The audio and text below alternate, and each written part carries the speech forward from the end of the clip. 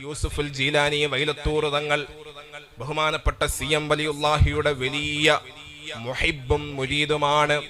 ഒരിക്കൽ യൂസുഫുൽ ജീലാനി റളിയല്ലാഹു അൻഹു അവിടുന്ന് മഹാനവറുകളുടെ ആണ്ടിന്റെ ദിവസം റബീഉൽ ആഖിർ 22 ഒരു വീട്ടിൽ ചെന്നപ്പോൾ ആ വീട്ടിലെ വ്യക്തി യൂസുഫുൽ ജീലാനി തങ്ങളോട് പറഞ്ഞു, തങ്ങളെ വാപ്പാക്ക് വയ്യ, തീരെ സുഖയില്ല, തങ്ങൾ ദുആ ചെയ്യണം എന്ന് പറഞ്ഞപ്പോൾ ഉച്ചയ്ക്കാണ് ചെല്ലുന്നത്.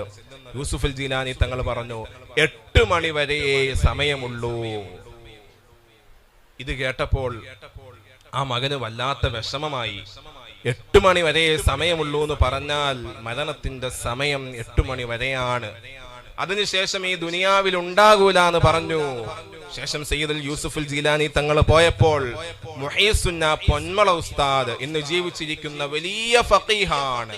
തുഹ്ഫയുടെ 120ഓളം ശറഹ് നോക്കി തീർത്ത സാത്വികനായ പണ്ഡിതനാണ്. പൊന്മള ഉസ്താദ് ചെന്നപ്പോൾ ആ വീട്ടിലെ ആള് ഉസ്താദിനോട് പറഞ്ഞു, ഉസ്താദെ, യൂസുഫുൽ ജീലാനി തങ്ങൾ ഇവിടെ വന്നിരുന്നു, തങ്ങളോട് ഉപ്പാക്ക് വയ്യാന്നുള്ള കാര്യം പറഞ്ഞപ്പോൾ തങ്ങൾ പറഞ്ഞത് 8 മണി വരെ സമയമുള്ളൂ, എനിക്കത് കേട്ടപ്പോൾ വിഷമമായി എന്ന് പറഞ്ഞു.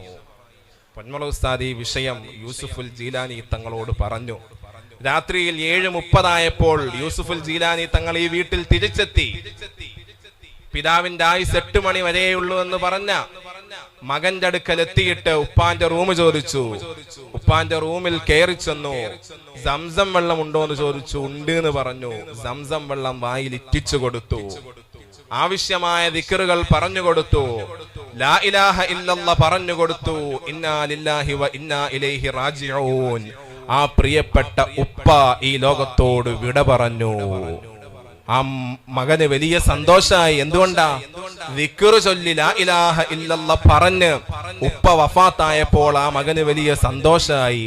യൂസുഫുൽ ജീലാനി തങ്ങൾ വിളിച്ചു. ക്ലോക്കിൽ സമയം ഒന്ന് നോക്കിയപ്പോൾ 8 മണിയാണ്. കൃത്യം 8 മണിക്ക് വഫാത്തായി.